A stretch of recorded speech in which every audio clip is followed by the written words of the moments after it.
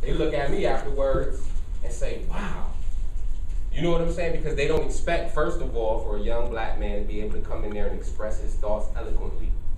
Then after I tell them my story, they're like, well, how did you get here? Because I know how to move in a room full of vultures. You know what I'm saying? Mainstream. So boom, what's the same thing as ambition in the mainstream? Being reliable, competent. My supervisor's sitting in the back. How many days of work I missed in a year? And he said that off gate. Reliable, competent, because I'm ambitious. Because I know where I want to go and I know how I got to do it. So I keep my reliability, my reliability and my competence up. My face is good. You know what I'm saying? Y'all know what I mean? Keep your face good. Can't nobody say nothing foul about Rush. Multifaceted.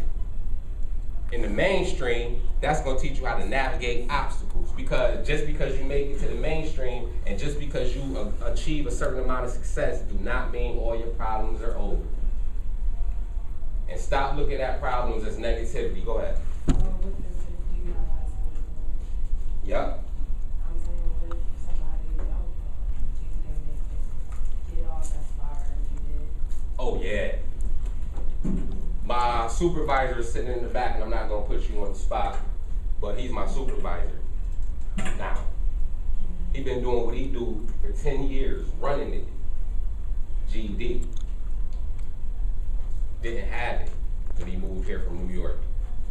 Got it. Now he's in the master's program. So there go your intent.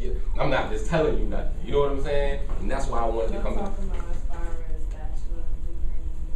Yeah, the master's degree he in, that's higher than a bachelor's degree. You get your bachelor's, then you go and get your master's. Then you go and get your doctorate. He on his way. Another one of my brothers got his doctorate degree, and he didn't even have a GED when he started. You dig what I'm saying? And it ain't nobody, like I said, it was just what he had in him. Okay, so I'm making good time. So multifaceted, and we being able to operate in a lot of different environments, that translates into leadership capabilities. Now, like I said, navigating obstacles, just because you make it to a certain degree of success don't mean your problems start. The thing is, you start to look at problems in a different light. Not as negative concepts, but challenging things to get over. Because now you're on a different level. You know what I'm saying? You done achieved a little bit of success. Say, for instance, you get your GED, or you get your high school diploma, or you get your bachelor's. You've achieved a different level of success.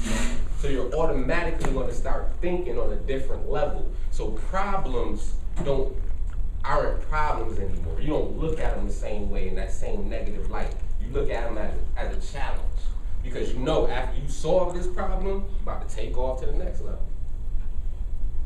It's just like coming from nothing. You solve the problem of coming from nothing and having nothing. Then you achieved a little something. Like, yo, that feel good. I had a problem and got over it. I feel good. Where the next one at? Where the next problem at? But that's only if you're being true to yourself, though, on the way to doing this. So we learn how to operate in a bunch of different environments. We learn leadership capabilities. How can we take ambition and turn it into reliability or competency? Just throw out one or two ideas, and then I'm going to give y'all a little thing and see if y'all think that. Matter of fact, go ahead. Like, if you're ambitious, like you really want the job, so you're going to be reliable, like you're going to keep on going to it every day. Exactly. Consistency. Now, what if you don't have that job, but you're trying to get it? Consistency still matters, because I work with people on a daily basis, and all they say is, I need a job. All right, let's go and start doing it. Man, after the first day of searching, they like, I'm trying to do that. Because even trying to find a job is a job. So you need that persistence. That's another word.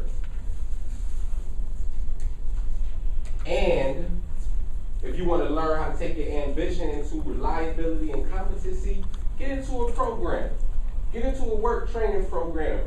Rochester Works. I know them joints be seeming like, oh my God, I don't want to do all this, but I promise you, the people who actually get up and go do it already got a heads up on the people who just sitting there complaining. Because that ambition translating into persistence and consistency, going into that Rochester work, learning skills before you actually gets paid, translates into reliability and competency. That person that's training you, giving you those skills, they know you're going to be there every week. They know you're going to come in and do what you got to do to earn the skills that you're going to get. So work training and constant education. You got to learn in school for a few hours, but when you out of school, do your homework, it's whatever. Learn as much about whatever you interested in. I don't care if you're interested in the color blue. If all you think about is the color blue, research the color blue until you're dead. Or until they take you to the next level of research. Alright? So constant education, work training will translate ambition into reliable competency. How do we take multifaceted into being competent, into navigating obstacles? How do we turn multifaceted abilities into navigating obstacles?